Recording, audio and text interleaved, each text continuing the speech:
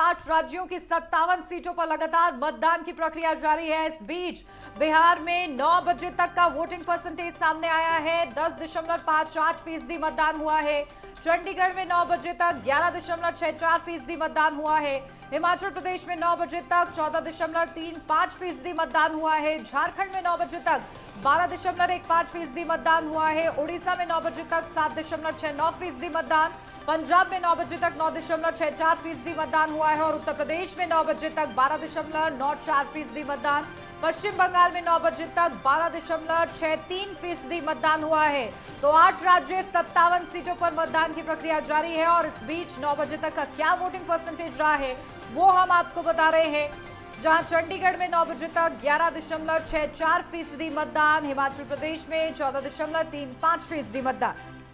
तो देखिए 8 राज्यों की 57 सीटों पर इस वक्त वोटिंग चल रही है और 9 बजे तक का आंकड़ा सामने आ चुका है और इस वक्त आपकी टेलीविजन स्क्रीन पर आप ये 9 बजे तक का आंकड़ा देख रहे हैं, जिसमें पंजाब की अगर बात करी जाए देखिए 9 बजे तक 9.64% मतदान हो। उत्तर प्रदेश की अगर मैं बात करूं तो देखिए 9 बजे तक यहां पर 12.94%, वहीं पश्चिम बंगाल में 12.63% मतदान हुआ है। 8 राज्यों की 57 सीटों पर देखिए आखिरी फेज, ये 7वां चरण है और आखिरी फेज है। हर किसी की नजर आज की वोटिंग पर, क्योंकि देखिए कई बड़े दिग्गज, प्रधानमंत्री से लेकर कई तमाम बड़े ऐसे दिग्गज हैं जिनकी किस्मत आज ईवीएम में कैद हो जाएगी। और इसी के साथ 9 बजे तक का वो डेटा आपके सामने है, आपकी टेलीविजन स्क्रीन पर उस वक्त आप देख रहे हैं, जहां पर 9 बजे तक का क्या आंकड़ा है। देखिए ओडिशा में 7.69% मतदान हुआ, पंजाब की अगर मैं बात करूं 9.64% मतदान हुआ, उत्तर प्रदेश में देखिए 12.94% मतदान हुआ है।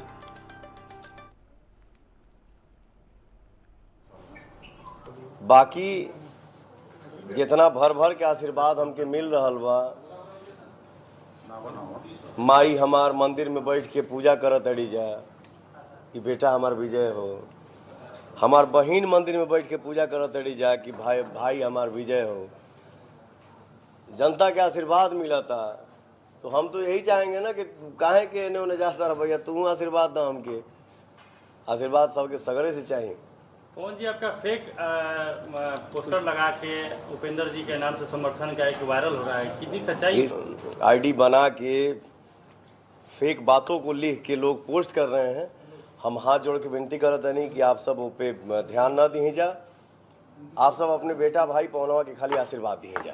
नित्यानंद राय जी आए थे, उन्होंने कहा था कि हम जिस कलाकार की बात आप लोग कर रहे हैं वो तो यहाँ बाबू वीरकुंवर सिंह के राष्ट्र भक्ति का जो कार्यक्रम था उसमें गाने से इनकार कर दिए थे और क्या राष्ट्रीयता की बात कर रहे हैं, इस पर क्या कहेंगे पवन जी आप? क्या आपने पूछा हम उसको सर? एक राष्ट्रीय स्तर पर कार्यक्रम किया गया था कहाँ पे? आरा में, और उसमें आपसे कोई गाने होने की बात थी तो आपने इनकार कर दिया था। क्या आपके संज्ञान में है या फिर इस पर क्या कहना चाहेंगे? ये हमारे ध्यान में नहीं है और मैं अपने जानते भर में नहीं चाहता हूं कि कोई गलती मेरे से हो।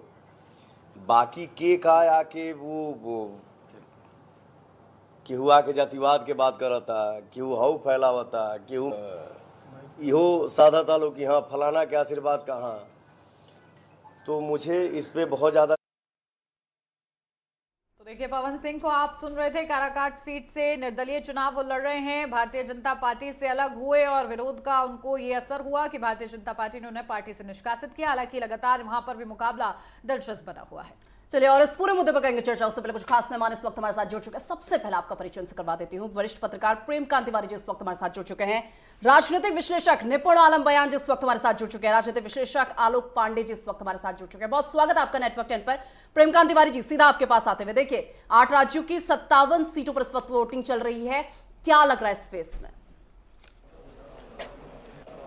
अब तो देखिए थोड़ा सा ही समय बचा है, आखिरी चरण का ये मतदान हो रहा है और 4 तारीख को तो मतगणना होनी है, सारे रिजल्ट सामने आ जाएंगे। और अभी तक कुल मिलाकर के हमने ये देखा कि 7वें चरण में जो मतदान हो रहा है वो अब लोग ये सोच करके कि एक आखिरी जोर लगाना है और पहले से जो कुछ भी धारणाएं बनती रही, मुद्दे बदलते रहे और काफी कुछ उन पे चर्चा होती रही। ये वर्ग नाराज है, ये वर्ग खुश है और ये अब की बार ऐसा भी कुछ जगहों से सुनने को मिला कि राष्ट्रीय मुद्दे जो थे वो राष्ट्रीय सर्वोच्च पंचायत के चुनाव में वो पीछे रह गए और स्थानीय और व्यक्तिगत मुद्दे ज्यादा आ गए। कुछ जगहों से ऐसा सुनने को मिला, लेकिन कुछ जगहों से ये भी सुनने को मिल रहा है, देखने को मिल रहा है कि नहीं, जो राष्ट्रीय मुद्दे हैं, जो भावनात्मक मुद्दे हैं और जो विकास से संबंधित मुद्दे हैं, वो ऐसा नहीं कि बिल्कुल उनको नगण्य माना जा सकता है, उनका असर है। और अंडर करंट एक शब्द ऐसा इस्तेमाल किया जा रहा है कि अंडर करंट पे बहुत कुछ डिपेंड करेगा। बिल्कुल, देखिए मुकाबला वाकई दिलचस्प है। 2014 का चुनाव हम लोगों ने देखा, 2019 का चुनाव देखा और अब बारी 2024 के चुनाव की है। उस लहर को, जिस मोदी लहर का लगातार जिक्र होता है, उसको कायम कर पाती है कि नहीं एनडीए, देखना बेहद ही ज्यादा दिलचस्प रहेगा। आलोक पांडे जी, सीधा आपके पास आती हूँ, क्योंकि देखिए ये 7वां चरण इसलिए भी महत्वपूर्ण हो जाता है और खासतौर से अगर मैं उत्तर प्रदेश की बात करूं तो मुकाबला बेहद ही ज्यादा दिलचस्प वाराणसी में है, क्योंकि प्रधानमंत्री नरेंद्र मोदी वहां से मैदान में उतरे हुए हैं। लगातार 1996 से ये सीट भारतीय जनता पार्टी के पास रही है, 2004 को अगर छोड़ दिया जाए तो। लेकिन अगर बात की जाए, कहीं ना कहीं जो सहयोगी दल हैं उत्तर प्रदेश में, उनकी भी साख दांव पर है और वो अपना vote bank Bharatiya Janata party को ट्रांसफर कर पाते हैं कि नहीं, ये भी देखना इस चरण में बेहद ही ज्यादा दिलचस्प रहेगा। देखिए, पूर्वी उत्तर प्रदेश में अब तो राजभर की भी परीक्षा है, पल्लवी पटेल की परीक्षा है, उसके साथ साथ निषाद जी की परीक्षा है, क्योंकि ये सारे लोग केंद्र की राजनीति में जो अपनी शक्ति है, पॉलिटिकल उनकी जो बार्गेनिंग है उत्तर प्रदेश की राजनीति में, वो तभी भारतीय जनता पार्टी से कुछ डिमांड कर पाएंगे जब इस फेज में वो परफॉर्म करेंगे। अगर वो अभी परफॉर्म नहीं करते हैं तो उनके पास डिमांड करने की शक्ति कम हो जाएगी। तो भारतीय जनता पार्टी की तो परीक्षा है, उससे ज्यादा उनके जो सहयोगी दलों की है वो भी परीक्षा है। लेकिन जैसे बात करें अंडर करेंट की, अब भगवान राम मंदिर का मुद्दा है, कुछ लोग कहते हैं भगवान राम मंदिर का मुद्दा तो ऐसा चले ही नहीं, तो क्या जो भगवान राम के मंदिर का मुद्दा का जो समर्थक वर्ग है वो रोड में आके कहेगा नहीं भगवान राम का मंदिर वाला मैटर है जी, हम मंदिर बन गया है और भव्य मंदिर बन गया तो वोट देंगे। ये भावनात्मक मुद्दे हैं जो स्पिरिचुअल अंदर है आदमी। राम मंदिर तो दिख रहा है ना, अब उसको लेकर के एक कोई मुद्दा है ही नहीं, 370 मुद्दा है ही नहीं, भारत की इकोनॉमिक ग्रोथ मुद्दा है ही नहीं। कैसे मुद्दा नहीं है? क्योंकि ये सरकार ने काम किया है। विपक्ष कैसे कहे कि भारत में डेवलपमेंट नहीं हुआ, बहुत जोर से नहीं कह पाते हैं, क्योंकि आगे कहते हैं महंगाई बहुत और है, बहुत बड़ी है। कैसे महंगाई बहुत ज्यादा? मनमोहन सिंह के कार्यकाल की जो महंगाई वो 7% 8% तक जाती थी, बीजेपी के कार्यकाल की महंगाई 5% में रही। दुनिया भर की इकोनॉमिस्ट कहते हैं कि जो डेवलपिंग इकोनॉमी है, अगर उनकी महंगाई 5% के आसपास रहती है तो वो महंगाई सामान्य महंगाई है, वो कमर तोड़ महंगाई नहीं है। और डेवलपिंग इकोनॉमी में इतनी महंगाई बियर की जा सकती है। दूसरी बात, कांग्रेस का जो शासनकाल आया, हमने हमेशा देखा कि महंगाई दर हमेशा उनके जीडीपी दर से ज्यादा रही। इंदिरा गांधी जो बहुत अच्छी नेता कही जाती थी, 1974 में लगभग 29% महंगाई दर थी और 4 से 5% ग्रोथ थी जीडीपी की। तो भारत ने वो भी बर्दाश्त किया है जब वो महंगाई का गाना बना करते थे। बताइए 10 साल में महंगाई के ऊपर कितने कोई व्यंग्यात्मक गाने बने। एक उससे भी समाज का थोड़ा सा आईना क्लियर होता है। तो कांग्रेस शासनकाल की तुलना में भारतीय जनता पार्टी का जो शासनकाल है पिछले 10 साल का, वो ज्यादा बेहतर रहा है। और विपक्ष उतना स्ट्रॉन्ग नहीं उठा पाया मुद्दा, क्योंकि विपक्ष स्ट्रॉन्गली नहीं उठा पा रहा, इसलिए ऐसा लगता है कि मुद्दा नहीं है। मुद्दे हैं और जनता मुद्दों पर ही चुनाव वोट करती है। ठीक है आलोक जी, वापस आपके पास लौटूंगे, लेकिन इसी बीच वरिष्ठ पत्रकार पीयूष पंच इस वक्त हमारे साथ जुड़ चुके हैं। बहुत स्वागत है सर आपका। पीयूष पंच जी, देखिए हॉट सीटों की बात चल रही है, यूपी के हॉट सीटों की बात यहाँ पर चल रही है, वाराणसी का जिक्र हमने किया, लेकिन अब बात गोरखपुर की, क्योंकि गोरखपुर भी काफी इंटरेस्टिंग यहाँ पर बनी हुई है, क्योंकि रवि किशन यहाँ से एक्टर, अगर देखा जाएगा एक्टर यहाँ पर बीजेपी ने उतारा है। तो देखिए 2019 के अगर नतीजों की मैं बात करूँ तो भाजपा पहले नंबर पर रही, क्योंकि रवि किशन ने यहाँ पर अच्छा खासा जो है यहाँ पर अपना प्रदर्शन किया। उसके बाद सपा और उसके बाद कांग्रेस जो है यहाँ पर रही है 2019 के नतीजों के मुताबिक। लेकिन अभी जो यहाँ पर कैंडिडेट है, देखिए रवि किशन भाजपा से, सपा से काजल निषाद और बसपा से जावेद सिमनानी यहाँ पर जो है कैंडिडेट्स हैं। क्या लग रहा है अगर गोरखपुर में देखा जाए तो? देखिए पूरे पूर्वांचल में जो है काफी जो है तगड़ी टक्कर है इस बार जो है।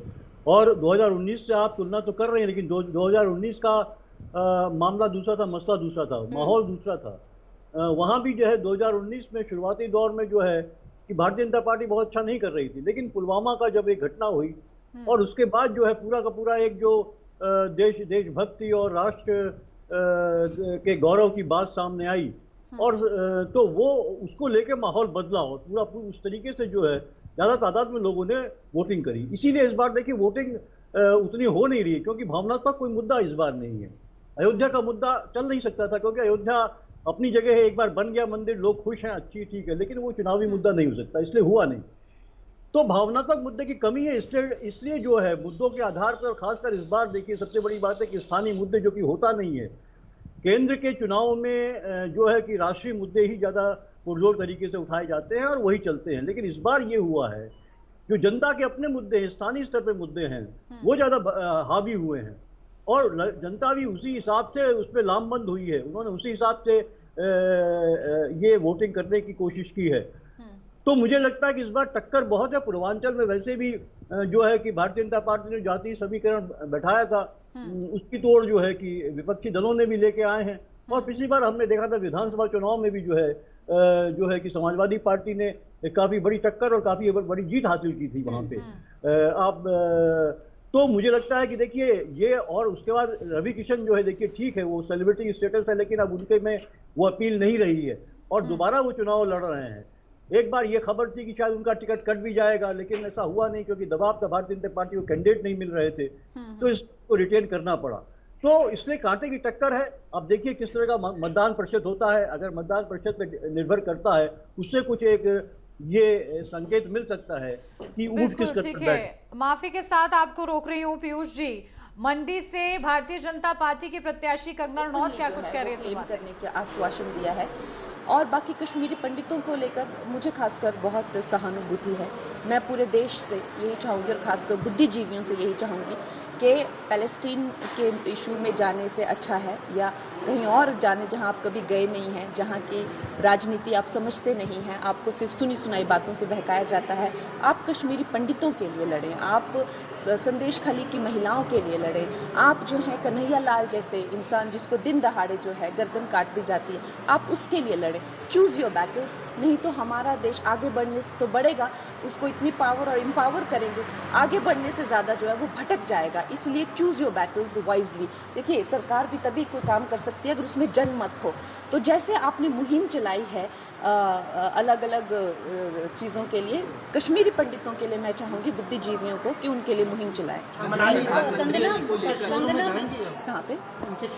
यस डेफिनेटली, मैंने बहुत बढ़ चढ़ कर जो है हमेशा कश्मीरी पंडितों के उसके लिए कहा हुआ है, and I will continue to do that. Kangana, Mandi का जो इशू है यहाँ पर ओल्ड पेंशन स्कीम और अग्निवीर का एक बड़ा इशू है, खासकर से के यंगस्टर्स को लेकर, तो आप इसके बारे में, क्योंकि कांग्रेस हमेशा कॉर्नर करती रही है बीजेपी को इन मुद्दों को लेकर, तो आपके क्या भाव हैं इस मुद्दे पर? देखिए, हर जो एक देश होता है जिसकी इतनी आबादी है, जैसे पिछली टर्म में हमारे प्रधानमंत्री 120 करोड़ बोलते थे, अब 140 करोड़ बोलते हैं, तो नेचुरल सी बात है कि यहाँ पर आबादी जिस स्तर से बढ़ रही है, उस स्तर से जो है एक सरकार जिसके अभी सेकंड टर्म ही हुई है, उसके लिए रोज़गार जुटाना जो है एक अपने आप में ही उनको कई इनोवेटिव तरीकों से आना पड़ेगा।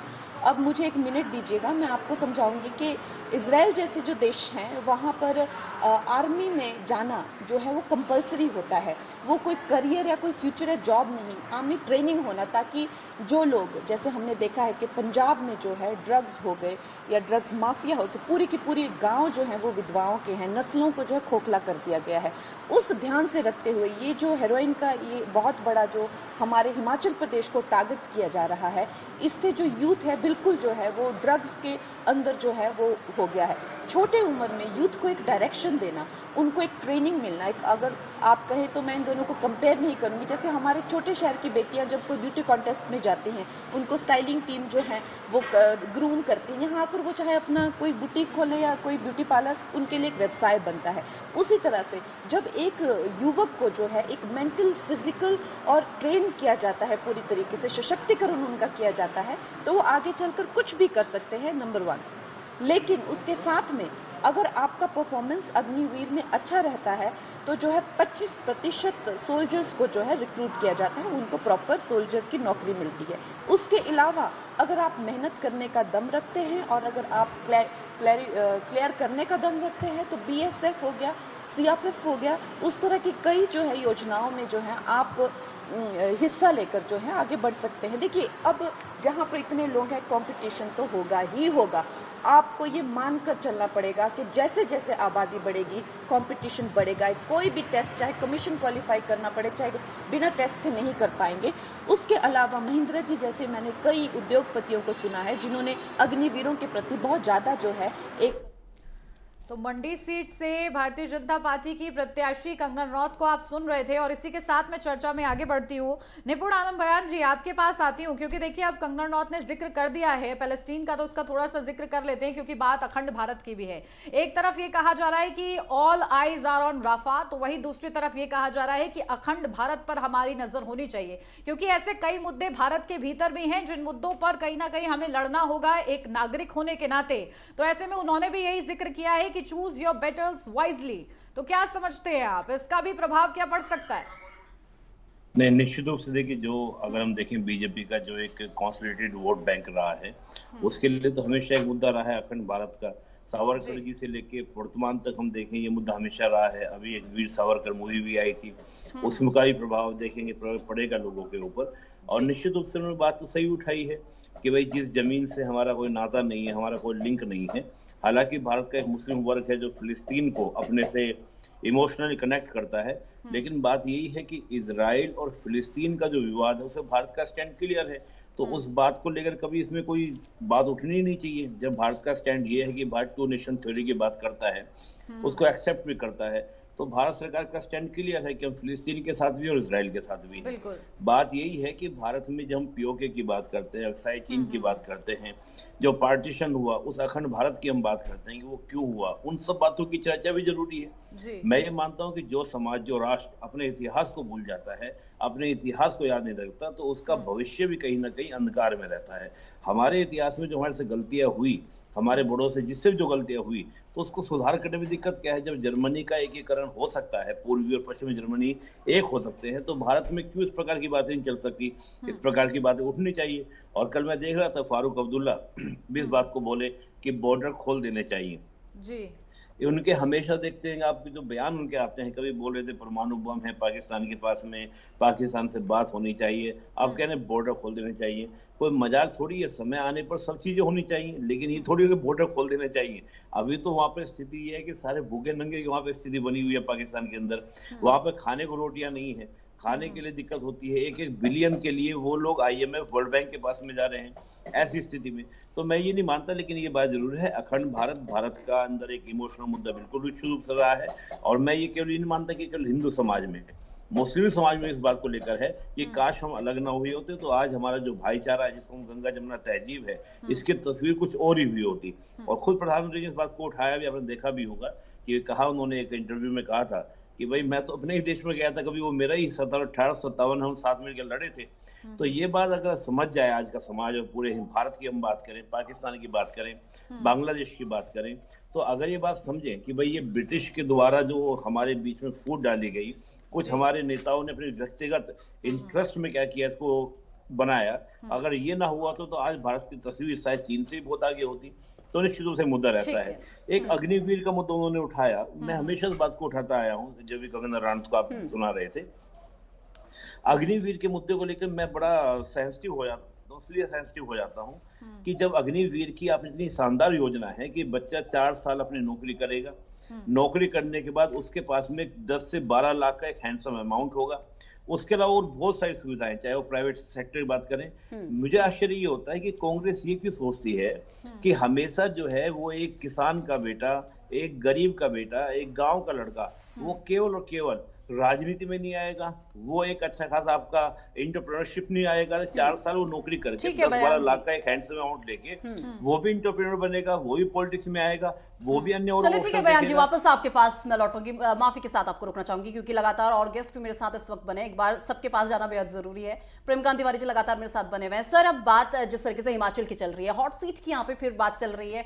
देखिए यहाँ पर मंडी की बात की, जहाँ पर कंगना रनौत से बात शुरू हुई, और लेकिन अब मैं बात हमीरपुर सीट की करूंगी क्योंकि यहाँ पर भी मुकाबला काफी दिलचस्प है। देखिए अनुराग ठाकुर जो है, इनकी भी साख यहाँ पर जो दाव पर लगी हुई है, और उनके साथ सतपाल रायजादा जो है कांग्रेस के कैंडिडेट है। किस तरीके से देख रहे हैं इस सीट को? देखिए, अनुराग ठाकुर पिछली बार भी बहुत अच्छे मार्जिन से जीते थे, युवा है और बहुत प्रॉमिसिंग है, रायजादा के बारे में तो मेरी बहुत मालूमात नहीं है, जानकारी नहीं है, तो उनके बारे में मैं नहीं कह सकता हूँ। लेकिन ये कि अनुराग ठाकुर की कुल मिलाकर के जिस तरह से अभी जितना उनको महत्व मिला हुआ है पार्टी में और कैबिनेट रैंक के मिनिस्टर हैं इस यंग एज में, तो उस लिहाज से ये देखा जाए और वो बड़े एक्टिव रहते हैं। केवल ऐसा नहीं होता है कि वो हिमाचल में पूरे प्रदेश का दौरा करते हैं और अपनी सीट के लोगों से तो लगातार संपर्क में रहते ही हैं, बल्कि उनका एक संपर्क करने का एक अपने लोगों के जरिए एक बहुत मजबूत एक नेटवर्क है। तो वो तो खैर है ही है, उनकी मिनिस्ट्री भी अच्छा परफॉर्म कर रही है, इसमें कोई डाउट नहीं। तो मैं समझता हूँ कि अनुराग ठाकुर अपने आप में एक महत्वपूर्ण नेता हो गए और कुल मिलाकर के उनके अच्छे चांसेस बनते हैं। और वो लगातार चूंकि संपर्क में रहते हैं, तो इस लिहाज से एंटी इनकम्बेंसी जैसा कोई फैक्टर उनके बिल्कुल। और देखिए 2 बार जिस तरीके से वो जीते हैं, यही समझा जा रहा है। और हैट्रिक लगाने का जो उनकी प्लानिंग है वो कितनी सक्सेसफुल होती है, क्योंकि जिस तरीके से एक हमारे खास मेहमान ने जिक्र भी किया था कि हिमाचल प्रदेश की ये रिवायत रही है कि कभी भी रिपीट नहीं होता है। अगर रिपीट किया जा रहा है तो आखिर उसकी वजह क्या है, और क्या एक बार फिर से रिपीट होंगे वो नहीं, ये देखना बेहद ही ज्यादा दिलचस्प रहेगा। ठीक है आलोक पांडे जी, आपके पास आती हूँ, क्योंकि देखिए इस 7वें चरण में खास तौर से ये मुद्दा बहुत ज्यादा उछाला गया, आरक्षण का मुद्दा। और इसी से पश्चिम बंगाल का यहां पर मैं जिक्र करूंगी, क्योंकि हाईकोर्ट के फैसले को ना मानना, सीधा सीधा ममता दीदी ने यह कहा है कि मैं हाईकोर्ट के फैसले को नहीं मानती हूं। इस मुद्दे को लेकर लगातार भारतीय जनता पार्टी ने उछाला है। अब क्योंकि उनके भतीजे की प्रतिष्ठा भी दांव पर लगी है डायमंड हार्बर से, तो ऐसे में वहां पर मुकाबला आप कैसे देख रहे हैं? क्योंकि जिस तरीके से पश्चिम बंगाल का वोटिंग परसेंटेज भी जबरदस्त रहा है इन 6 चरणों में, और संदेश खाली का मुद्दा हुआ, आरक्षण का ये मुद्दा सामने आया, उसके बाद की क्या तस्वीर आपको बनती हुई नजर आ रही है? अभी जो 7वें चरण का चुनाव हो रहा है, ये बंगाल में ममता बनर्जी ज्यादा स्ट्रॉन्ग है, सारी की सारी 6-7 सीटें उन्हीं के पास। तो इसलिए नेचुरली अगर देखा जाए तो टीएमसी को तो स्ट्रॉन्ग पोजीशन में है। लेकिन अगर ओवरऑल देखा जाए तो मैंने इतिहास में शायद पहली बार जब इलेक्टेड मुख्यमंत्री ये कहती हैं कि मैं हाईकोर्ट के निर्णय को नहीं मानूंगी, बिल्कुल जनसभा से, ये एक तरह से संविधान का उल्लंघन है। और इस समय कांग्रेस की सरकार होती तो चुनावी सूचना के बाद ममता बनर्जी की सरकार गिरा जाती, राष्ट्रीय शासन लग जाता। और मुझे उम्मीद है कि भारतीय जनता पार्टी को भी मुख्यमंत्री इन्हें नहीं रहने देना चाहिए, क्योंकि ये तो जो अरविंद केजरीवाल कहते हैं वो अनार्किस्ट है। ममता बनर्जी नहीं कहती अनार्किस्ट है, लेकिन देश को अनार्किज्म की तरफ लेके जा, ये उनके पास शक्ति कहाँ से आई कि वो संविधान के लिए गए। देखिए जो भारत का संविधान उनको 395 अनुच्छेद नहीं है। हाईकोर्ट सुप्रीम कोर्ट के निर्णय कोडिफाइड लॉ होते हैं, कोडिफाइड हो जाते हैं, और जब ये निर्णय होता है तो संविधान का वो हिस्सा हो जाता है। और कोई भी इलेक्टेड मुख्यमंत्री और प्रधानमंत्री उसे बदल दे फिर अलग बात है, लेकिन जब तक वो बदल नहीं रहा या रही, तब तक वो संविधान का हिस्सा होगा, वो संविधान होगा। और ममता बनर्जी सीधे सीधे भारत के संविधान का उल्लंघन करती हुई दिखाई देती है। तो मैं उम्मीद करता हूँ कि लोकसभा इलेक्शन के बाद बंगाल में राष्ट्रपति शासन लग सकता है और ममता बनर्जी सत्ता से पदच्युत की जा सकती है। और मैं होता तो अब तक कर चुका होता।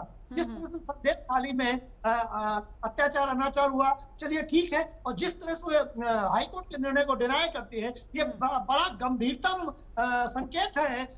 लोकतंत्र को खतरा इंडियन अलायंस के ममता बनर्जी जैसे नेताओं से है। भारतीय जनता पार्टी ने अभी तक तो ऐसा कोई कृत्य किया नहीं है। अगर बात कृत्य की हम कहें, ममता बनर्जी सीधे डिनाई करती है, ये एक एक्ट है, ठीक है। अगर बीजेपी का कोई नेता कहता है कि हम 400 पार जाएंगे, संविधान बदल देंगे, संविधान तो 100 से ज्यादा बार बदला जा चुका है, अमेंडमेंट किया जा चुका है। वैनिश तो वैसे भी नहीं किया जा सकता। बदलने का मतलब ही है कि अमेंड करना। तो इसलिए उस बदलाव में तो इस देश ने इमरजेंसी देखा है। इंदिरा गांधी ने बहुत बड़ा संविधान बदल दिया था, और इंडियन कॉन्स्टिट्यूशन का आर्टिकल नंबर 39 इसमें सर्वोच्च न्यायालय के अधिकार खत्म कर दिया गया था। प्राइम मिनिस्टर पद पर सुप्रीम कोर्ट की दखलंदाजी खत्म कर दी गई थी। तो इंदिरा गांधी तो कर चुकी है, कांग्रेस तो कर चुकी है, संविधान बदल चुकी है। तो इसलिए जो ममता बनर्जी का कृत्य है, ममता बनर्जी का जो डिनायल है, हाईकोर्ट का जो अपमान है, ये विपक्ष का एक तरह से चरित्र दिखाता है, जिसमें वो कहते कुछ और है, करते कुछ और है। संविधान खतरे में बताते हैं भारतीय जनता पार्टी से, और स्वयं संविधान के लिए खतरा है। आप बताइए इंडियन कॉन्स्टिट्यूशन में कहाँ लिखा है धार्मिक आधार पर आरक्षण होगा? कांग्रेस जो है धार्मिक आधार पर आरक्षण को आगे बढ़ा रही है। तो कांग्रेस हो या इंडिया अलायंस के जितने सारे नेता हो, ये जी। संविधान की धज्जियां उड़ाते हैं और नाम भारतीय जनता पार्टी के ऊपर लगाते हैं। बिल्कुल, कहीं ना कहीं वाकई देखिए जिस तरीके से लगातार ये जो मुकाबला है वो समझा जा रहा है कि कितना ज्यादा दिलचस्प होता हुआ नजर आ रहा है। लगातार आज इस 7वें चरण पर नजर बनी रहेगी। खास मेहमान भी लगातार हमारे साथ बने हुए हैं। फिलहाल यहाँ एक छोटे से ब्रेक के लिए जल्द हाजिर होते हैं।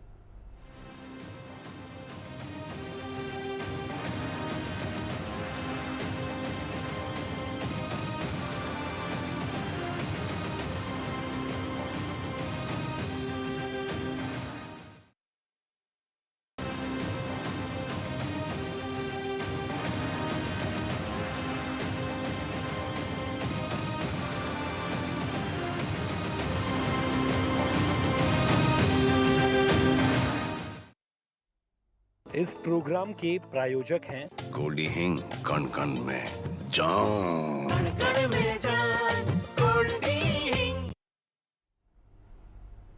और चलिए ब्रेक के बाद एक बार फिर से आप सभी का स्वागत है। लगातार सभी मेहमान इस वक्त हमारे साथ बने हुए हैं। आलोक पांडे जी वापस आपके पास मैं लौटूंगी, लेकिन उससे पहले पीयूष पंत जी का एक बार मैं रुक करूंगी।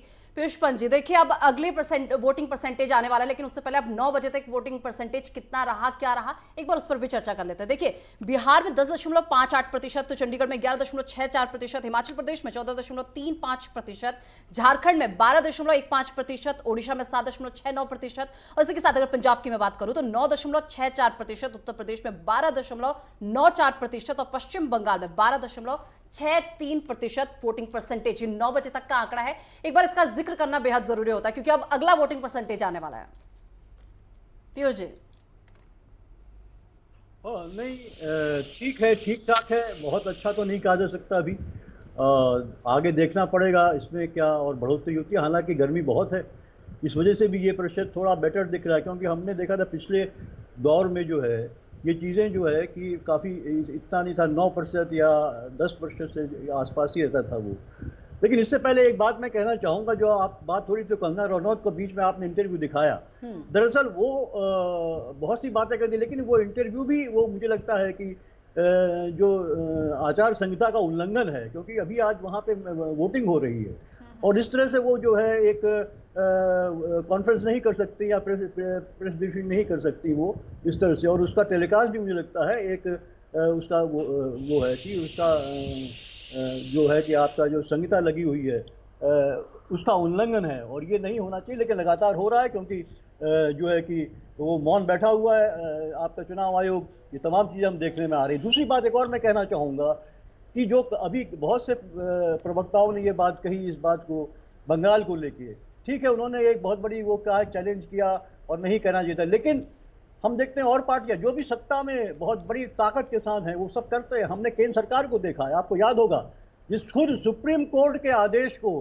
कि चुनाव आयोग की जो समिति बनाई जाएगी सिलेक्शन की, उसमें चीफ जस्टिस भी एक मेंबर होगा, किस तरह से बीजेपी मोदी सरकार ने वो एक अमेंडमेंट ला के उसको हटा दिया और चीफ जस्टिस को ही अलग कर दिया उससे। इसी तरह आपने देखा होगा किस तरह से जो है दिल्ली और केंद्र के मामले को लेकर किस तरह से जो सुप्रीम कोर्ट ने कहा था कि जो दिल्ली की पावर जो है उसकी इन पक्षों में कुछ एरियाज को छोड़ के ये पावर डिस्ट्रीब्यूशन ऑफ पावर जो है दिल्ली सरकार की है, केंद्र सरकार ने अमेंडमेंट करके वो पावर अपने हाथ में ले ली, एलजी को दे दी गई। तो ये देखिए हर सरकार करती है, इस तरह का उल्लंघन करती है, हाई कोर्ट सुप्रीम कोर्ट को नहीं मानती है, लेकिन ये सीरियस मामला है। अब जहां तक आप ये बात कह रही है तो निश्चित रूप से अभी जहां तक मत प्रतिशत है मैं कहूंगा बहुत उत्साहित करने वाला नहीं है, क्योंकि गर्मी जिस तरीके से है, प्रचंड गर्मी है वो, और उसमें जो है कि और लोगों को सुबह जल्दी जल्दी आके आना चाहिए था, निकलना चाहिए था, लेकिन वाराणसी में 12% है अभी, तो 13% बलिया में है, इसलिए लग रहा है कि कहीं ना कहीं लोग निकल रहे हैं और दोनों पक्ष की तरफ से लोग निकल रहे हैं और एक कॉम्पिटिशन दिखाई दे रहा लगातार जो है। एक मुझे लग रहा है कि दिलचस्प बना हुआ है। ठीक है आलोक पांडे जी, आपकी बात से इत्तेफाक नहीं रख रहे हैं, आप अपनी वो बात रख लीजिए, उसके बाद निपुण आलम जी का रुख करूंगी मैं। देखिए सर जो बात कर रहे हैं वो बहुत ट्रिकी तरीके से घुमा दे रहे हैं। जो कॉन्स्टिट्यूशन है उसमें सर्वोच्च न्यायालय और लेजिस्लेशन की भी संतुलन है। अगर सर्वोच्च न्यायालय को निर्णय देता है तो आप उसे अमेंड कर सकते हैं। अमेंड की बात को डिनायल नहीं कहा तब तक कि हम मना नहीं कर रहे, हम मना कर रहे हैं। ये जो बात है सर ने बहुत ही होशियारी बात को ममता बनर्जी के एग्रेशन से, ममता बनर्जी के उस संविधान के अपमान से जोड़ दिया। देखिए, ऐसा तो राजीव गांधी करते थे सर्वोच्च न्यायालय का अपमान। तो अमेंड करना, सर्वोच्च न्यायालय ने कोई निर्णय दिया, उसको बदलने का अधिकार भी कॉन्स्टिट्यूशनल है। ममता बनर्जी ने कोई अमेंड नहीं करा, कोई सरकार से अमेंड नहीं करवाया। अमेंड कराए बगैर आप उसको डिनाय जब मना करते हैं, ये इलीगल है, ये नॉन कॉन्स्टिट्यूशनल है। लेकिन अगर सर्वोच्च न्यायालय की किसी कानून को लेजिस्लेशन से बदला जाता है,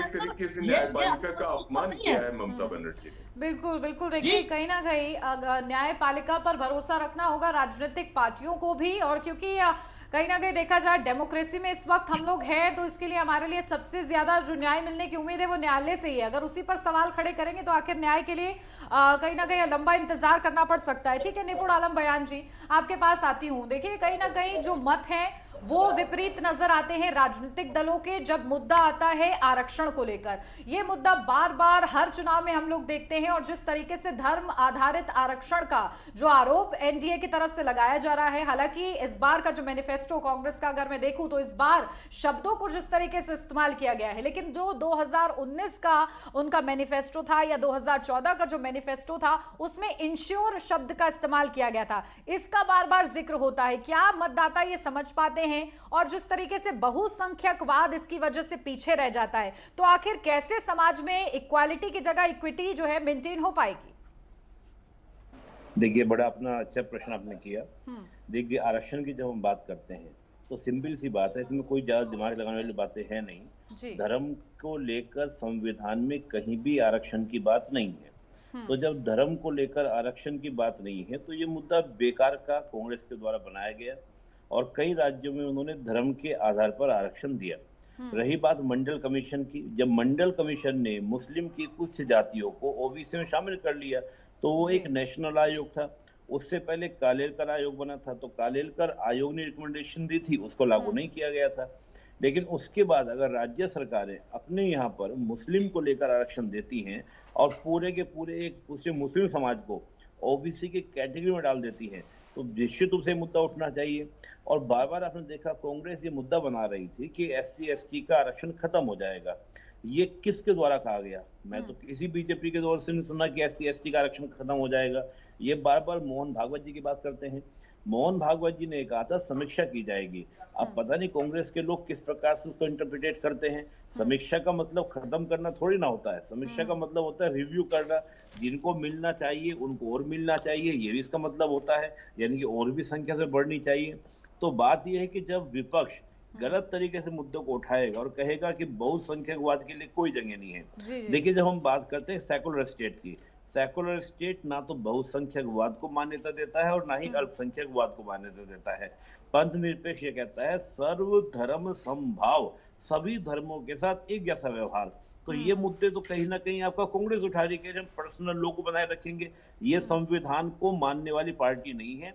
ये कहती है कि हम आर्टिकल 44 जो संविधान में दिया गया है जीपीएसपी के अंदर, उसको लागू करने की बात नहीं करती। और अभी मेरे पूर्ववर्ती कह रहे थे, देखिए मैं थोड़ा सा ये समझता हूँ कि कहीं ना कहीं हम अपने आप को बैलेंस दिखाने के चक्कर में हम गलत बात का भी समर्थन करते हैं। इन्होंने कहा चुनाव आयोग की, देखिए चुनाव आयोग में जो व्यवस्था थी वो व्यवस्था ये थी कि जो इसकी चुनाव आयुक्त की जो नियुक्ति होगी उस नियुक्तियों के लिए 3 मेंबर की कमेटी बनेगी, जिसमें पीएम होंगे, इसके अलावा लीडर ऑफ अपोजिशन होंगे और एक कैबिनेट मंत्री होगा।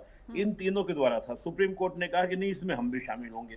अब सुप्रीम कोर्ट की भी बात समझिए कि सुप्रीम कोर्ट के लिए यहाँ पर व्यवस्था हमारे संविधान में ये थी, आर्टिकल 144(2) में 124(2) में एक आ गया था कि सुप्रीम कोर्ट के चीफ जस्टिस अन्य जस्टिस की नियुक्ति प्रेसिडेंट करेंगे CJI की सिफारिश पर। लेकिन यहाँ पर सुप्रीम कोर्ट क्या कहते हैं कि हम एक कोलिज्म बनाएंगे, और कोलिज्म के माध्यम से नियुक्ति होने लगी, सेकंड और थर्ड जज केस के माध्यम से। उसके बाद यहाँ पर सरकार क्या करती है, 99 कॉन्स्टिट्यूशन अमेंडमेंट लाती है कि हम एक आयोग के माध्यम से नियुक्ति करेंगे। सुप्रीम कोर्ट इसको डिनाई कर देता है कि यह संविधान सम्मत नहीं है। बात यह है कि जो संविधान में मूल व्यवस्था थी उसका उल्लंघन तो सुप्रीम कोर्ट ने भी किया, और संविधान की जो मूल व्यवस्था थी उसका उल्लंघन करने का प्रयास चुनाव आयोग में भी हो रहा था। तो ये जो आप बात कह रहे हो, दूसरी बात, संसद को ये पूरा अधिकार है, यहाँ पर राज्य सरकार को संविधान में संशोधन करने का अधिकार नहीं है। अगर ममता बनर्जी सेंटर में आ जाए, प्रधानमंत्री बन जाए, उनकी पार्टी पूरा 273 बहुमत लेकर आ जाए, वो संविधान में जो चाहे संशोधन करें, हम उसको डिनाई नहीं कर सकते। लेकिन बेवजह विपक्ष को समर्थन करना इस बात को लेकर कि वो गलत नहीं है। ममता बनर्जी का सीए को लेकर ये संविधान का नहीं बल्कि संसद की संप्रभुता का अपमान है, और हाई कोर्ट के निर्णय को कहना कि लागू नहीं करना ये कहीं ना कहीं न्यायपालिका की अवमानना है। मैं तो मानता हूं कि न्यायपालिका को खुद संज्ञान में लेना चाहिए, सौ मोटो लेना चाहिए था। इसमें तो बोलने की बात ही नहीं थी, वो कैसे इस बात को बोल सकती हैं? ये तो सीधा सीधा। और हमारे यहाँ हाई कोर्ट का अपमान, सुप्रीम कोर्ट का अपमान एक ही बात मानी जाती है। क्यों? क्योंकि हमारे यहाँ एकीकृत न्यायपालिका है। हमारे यहाँ पर जो न्यायपालिका है वही कद है सुप्रीम कोर्ट का, वही हाई कोर्ट का कद है, चाहे वो आर्टिकल 32 या आर्टिकल 226 के तहत हम बात करें। तो इसलिए मैं कहूंगा कि वरिष्ठ हैं आप, वरिष्ठ होने के बाद ये नहीं कि हम बैलेंस बनाने के चक्कर में गलत बात का भी समर्थन करें कि नहीं हमको बैलेंस दिखाने में दोनों की बात करें। जो गलत है वो गलत है, जो सही है वो सही है, बात खत्म। ठीक है। नहीं, एक बात मैं और कहना चाहूंगा कि देखिए, ममता बनर्जी ने जो संदेश खाली में जो इंसिडेंट हुई थी और उसमें शाहजहां शेख को कितनी दिनों तक उन्होंने छूट दी थी, आपको ये भी याद रखना होगा। और उसके बाद में उन्होंने जब चुनावी सभा हुई है तो उन्होंने बैक फुट पर भी आती हुई दिखी हैं और उन्होंने कहा कि जो हुआ महिलाओं के साथ में उसका हमें दुख है और ये नहीं होना चाहिए था, आगे से इस बात का ख्याल रखा जाएगा। ये बात ममता बनर्जी ने कही है। दूसरी एक बात ये है कि आप जो चुनाव आयोग की बात कह रहे हैं उसकी प्रक्रिया में अगर आप जाएंगे तो आप खुद पाएंगे कि वहां पर एक प्रक्रिया है और उसमें ये इस बात का प्रावधान था। दूसरी एक बात मैं आपसे ये कहना चाहूंगा कि चलिए ठीक है, प्रेमकांत तिवारी जी का शायद संपर्क हमसे टूट गया है, लेकिन इसी बीच आलोक पांडे जी लगातार हमारे साथ जुड़े हुए हैं। आलोक पांडे जी, देखिए सभी राज्यों का जिक्र हो रहा है, लेकिन अब इसी बीच बिहार की बात कर लेते हैं। एक बार बिहार का जिक्र करना भी बेहद जरूरी हो जाता है क्योंकि 8 सीटों पर यहाँ पर वोटिंग चल रही है और बिहार की इन सीटों को किस तरीके से देख रहे हैं? देखिए, बिहार में भी चर्चा तो यही है कि आरजेडी शून्य थे लेकिन कह रहा आरजेडी खेला करेगी। निश्चित बात है। अब आप देखिए 2019 से तुलना करें तो जेडीयू भी बीजेपी के साथ में है और कमोबेश गठबंधन उसी तरीके का है। लेकिन हाँ, ये एक बात माना जाता है, एक बड़ा परिवर्तन ये आया है कि जेडीयू थोड़ा कमजोर हुई। तो जो भारतीय जनता पार्टी के साथ मिलने के बाद क्या वो उस लेवल तक की स्थिति को मेंटेन कर पाएंगे, सस्टेन रख पाएंगे, इस पर निर्भर करता है। लेकिन कमोबेश ये संदेश बनता है ज्यादातर लोगों का कि भारतीय जनता पार्टी नीति गठबंधन को बिहार में कुछ 2-3 सीटों का नुकसान हो सकता है। हालांकि मेरा अपना व्यक्तिगत मानना है कि भारतीय जनता पार्टी अच्छा गेम करेगी, लेकिन इस बार जेडीयू बीजेपी को जितना सहारा देगी उससे ज्यादा सहारा भारतीय जनता पार्टी जेडीयू को दे रहा है। जेडीयू जो कमजोर हुई है उसका नुकसान एनडीए अलायंस को हो सकता है, लेकिन कितनी बड़ी मात्रा में होगा ये देखने की बात है। लेकिन मैं मानता हूं कि बिहार में आपको कुछ मेजर चेंजेस या कुछ सीटों पर आरजेडी बहुत अच्छा लड़ते हुए दिखाई देगी। अब वो विजय तक कन्वर्ट कर पाएंगे नहीं कर पाएंगे ये 4 जून को दिखाई देगा, लेकिन बिहार में टक्कर बेहतर है क्योंकि जेडीयू थोड़ा सा वीक हुई। बिल्कुल, कहीं ना कहीं और बिहार में जिस तरीके से लालू परिवार के इर्द गिर्द राजनीति घूमती है, लेकिन अब समीकरण बदले हुए नजर आते हैं, तो ऐसे में अब कैसा मुकाबला रहता है इसका इंतजार रहेगा 4 जून के लिए। ठीक है, आती हूँ पीयूष पंत जी आपके पास, क्योंकि देखिए अलग अलग राज्यों का जिक्र हो रहा है, तो यहाँ पर पंजाब का जिक्र मैं करती हूँ। पंजाब की 13 सीटों पर यह मुकाबला इसलिए भी खास है क्योंकि इस बार चौतरफा मुकाबला कहीं ना कहीं देखा जा रहा है और कुछ कुछ सीट पर नेक टू नेक फाइट है। लेकिन आम आदमी पार्टी के उदय के बाद से खास तौर से पंजाब में जो कहीं ना कहीं रणनीति बदली है, समीकरण बदले हैं, मुद्दे बदले हैं, उसके बाद ये लोकसभा चुनाव हो रहा है और लगातार आम आदमी पार्टी दावा कर रही है कि 13 की 13 सीटें उनके खाते में जाएंगी।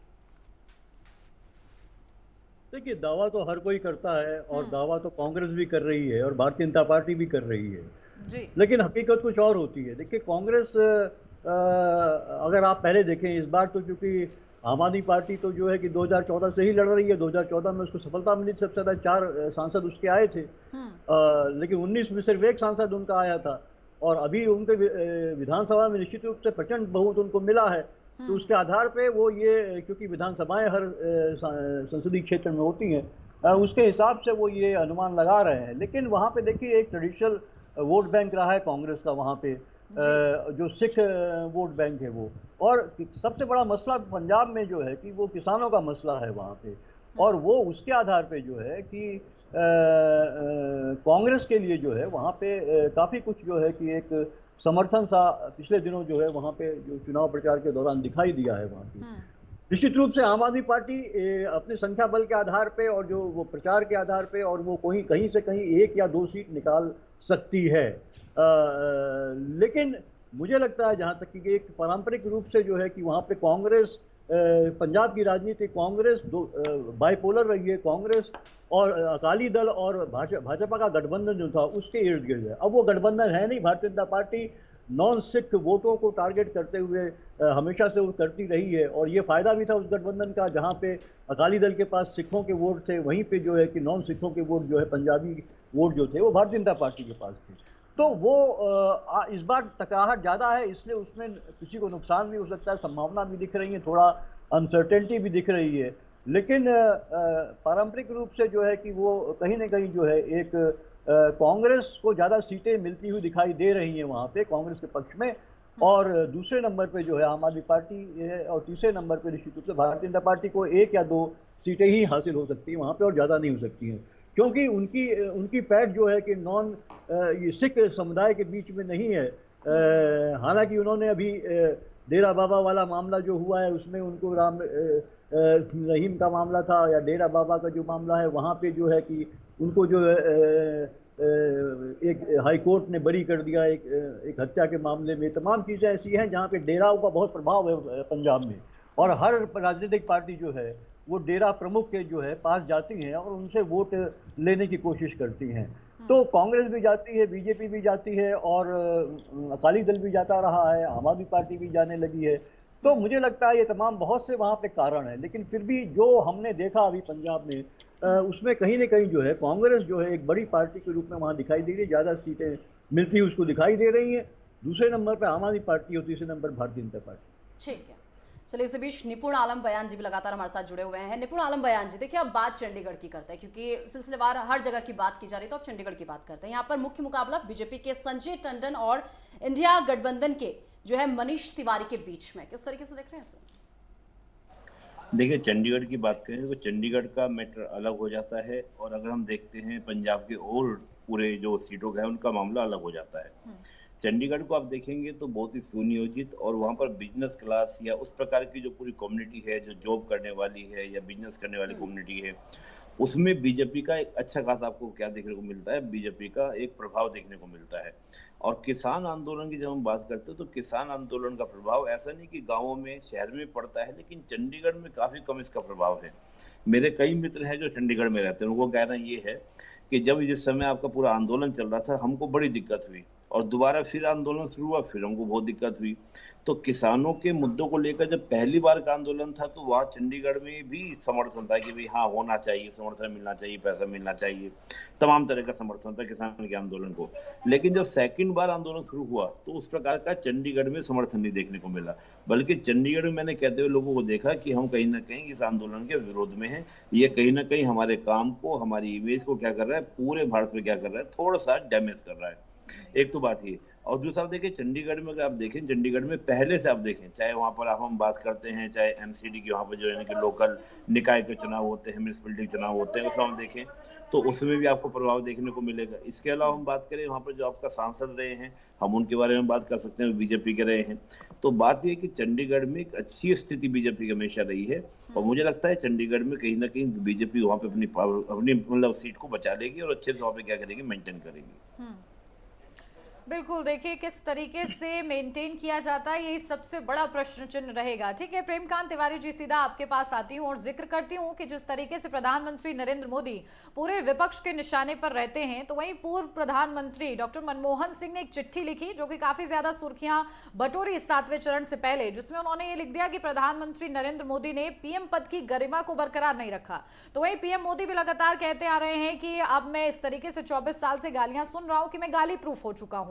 अब जब ये दो बयान सामने आते हैं तो आखिर क्या लगता है, क्योंकि देखिए बयानबाजी किसी भी तरफ से रुकी नहीं थी, लगातार जारी थी, लेकिन मतदाता इस बयानबाजी को कैसे देखते हैं, और जब वो वोट कास्ट करने जाते हैं क्या उनके दिमाग में ये बयानबाजियां घर कर जाती हैं?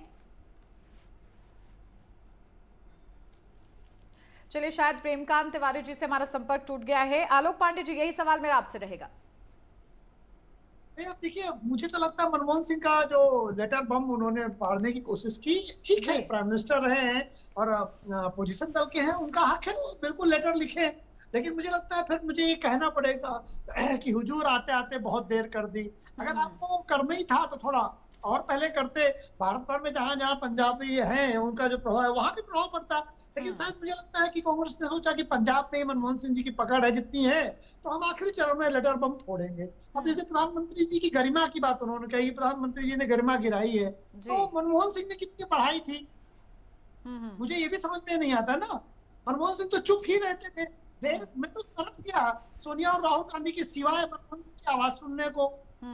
मैं तो ये तरस गया कि जब विदेशी कोई मेहमान आता था तो हमें लगता था प्राइम मिनिस्टर सोनिया गांधी के पीछे खड़े हो जाते थे, सोनिया गांधी को आगे कर देते थे, और उनकी हैसियत क्या थी? यूपीए की केवल चेयरपर्सन। भारत का प्रधानमंत्री यूपीए के चेयरपर्सन के पीछे खड़े होकर भारत के प्रधानमंत्री की बहुत गरिमा बढ़ा रहा था। और ये प्रधानमंत्री दुनिया भर के देशों में जाता है, ये प्रधानमंत्री दुनिया भर के देशों में भारतीयों को कॉन्फिडेंस बढ़ाता है, वो गरिमा गिरा रहा है प्रधानमंत्री का। तो सिलेक्टिविज्म की हद है। सच्चाई के करीब तो बोलो। तुम्हें लगता है कि नरेंद्र मोदी जी गरिमा गिरा रहे हैं क्योंकि नरेंद्र मोदी से नफरत है? क्यों? क्योंकि वो ओबीसी समुदाय से आता है? क्यों? क्योंकि वो गरीब परिवार से आता है? तो आपको एक नफरत एलिट कांग्रेस पार्टी और उसके समर्थकों के अंदर एक एलिट भरी हुई है कि एक गरीब आदमी का बेटा प्रधानमंत्री कैसे बन गया? एक बार बन गया, 2 बार बन गया, अब वो तीसरी बार बन जाएगा तो जवाहरलाल नेहरू की बराबरी कर लेगा। जवाहरलाल नेहरू ने लगातार एक ऐसे व्यक्ति रहे जो 3 बार पूर्ण बहुमत की सरकार बनाया, 3 बार प्रधानमंत्री हुए। तो इस देश का जो कांग्रेस और कांग्रेस से जुड़ा हुआ एलिट वर्ग जिन्होंने 55-60 साल तक मलाई खाई है, उन लोगों को ये बर्दाश्त नहीं हो रहा है कि एक गरीब व्यक्ति का व्यक्ति प्रधानमंत्री बन जाए। तो कुछ नहीं तो यही कहने लगो। मैं तो कहता हूँ कि आप बताइए, तुलना करिए ना। मनमोहन सिंह के समय में भारत के प्रधानमंत्री की कितनी गरिमा बढ़ गई थी, उस पद की कितनी गरिमा बढ़ा ली थी मनमोहन सिंह जी ने।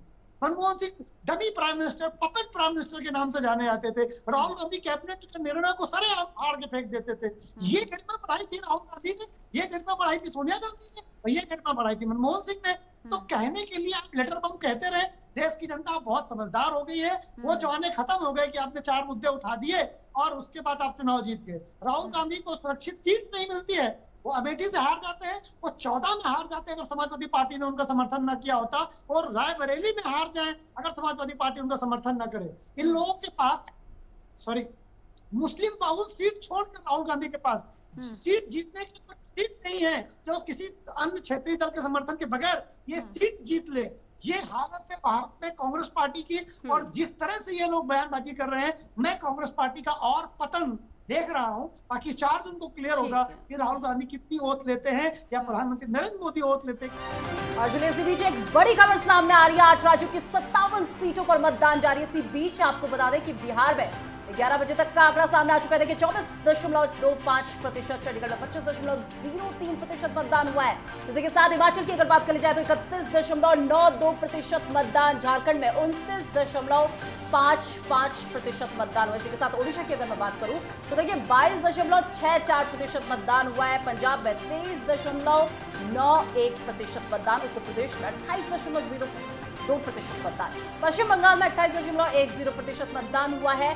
तो 11 बजे तक के आंकड़े सामने आ चुके हैं और 8 राज्यों की 57 सीटों पर लगातार वोटिंग जारी है, जिसमें 11 बजे तक के आंकड़े सामने हैं और ये लगातार ये आंकड़े हमारी टेलीविजन स्क्रीन पर फ्लैश हो रहे हैं। देखिए यूपी में 13 सीटों पर इस वक्त मतदान जारी है। बलिया में 11 बजे तक के आंकड़े आपको बता दें 27.81%, बांसगांव में 11 बजे तक 28.30%, चंदौली में 29.08% मतदान हुआ है। इसी के साथ देवरिया में 28.10%। बात यूपी की लोकसभा सीटों की हो रही है। गाजीपुर में 27.55%, घोसी में 27.67% मतदान। इसी के साथ गोरखपुर की अगर बात कर ली जाए देखिए 26.64%, कुशीनगर में 28.06% मतदान हुआ है।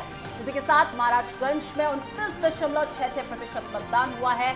मिर्जापुर में 29.54% मतदान हुआ। इसी के साथ रॉबर्ट्सगंज में 11 बजे तक 28.09% मतदान हुआ और इसके बाद सेलमपुर में 27.94% मतदान, वाराणसी में 26.13% मतदान हुआ है और इसी के साथ यूपी में 13 सीटों पर मतदान जारी। चलिए वापस चर्चा में वापस लौटते हैं और इसी बीच पीयूष पंत जी लगातार हमारे साथ जुड़े हुए हैं। पीयूष पंत जी देखिए 11 बजे तक के भी आंकड़े आ गए हैं, इस पर भी आप एक रिएक्शन दीजिएगा। इसी के साथ अभी बयानबाजी का जिक्र हो रहा था और प्रधानमंत्री को लेकर काफी जिक्र हो रहा था, तो अभी एक मेडिटेशन अगर आपको याद होगा तो मेडिटेशन को लेकर काफी विपक्ष जो है हमलावर था, मेडिटेशन को लेकर बड़ी प्रॉब्लम हो रही थी। और शायद आप अभी जब आलोक पांडे जी अपनी बात कह रहे थे, शायद आप उस बात से भी इत्तेफाक रखते हुए नजर नहीं आए थे। एक बार अपनी बात कंप्लीट कीजिए।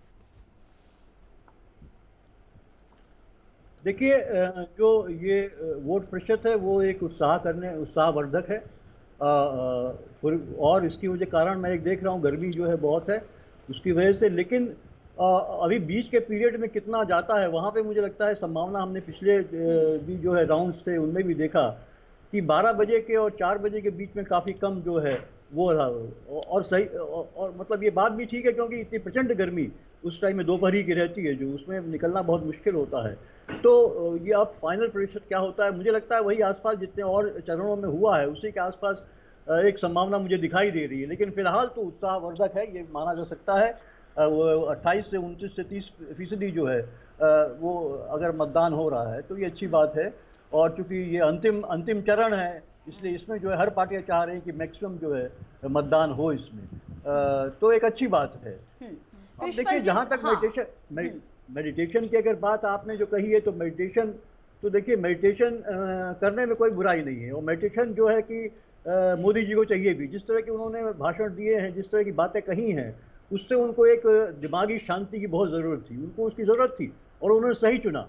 लेकिन उसका जो प्रचार हुआ है, उसका जिस तरह से वो अपने आप में एक कॉन्ट्राडिक्शन मैं इसको मानूंगा कि आप वहाँ बैठे हैं, कैमरे लगा के बैठे हैं, तो कहीं ना कहीं आपका चैतन्य रूप से भी आप जो है एकाग्रचित नहीं है वहाँ पे, क्योंकि आपका ध्यान इसी में, यार कैमरा मेरा सही कवरेज कर रहा है कि नहीं, उसकी लाइट जो चलेंगी वो निश्चित रूप से डिस्टर्बिंग होती है और कोई मतलब नहीं होता है। आप एकांत में जाते हैं, तब ध्यान करते हैं, मनन करते हैं, चिंतन करते हैं, आत्मचिंतन करते हैं और एक नई ऊर्जा लेने के लिए जो है का प्रयास करते हैं कि आपको एक नई ऊर्जा मिले, फिर से आप जो आगामी आपका जो काम होने जा रहा है उसमें आप फिर से जुट जाए उसमें जो है।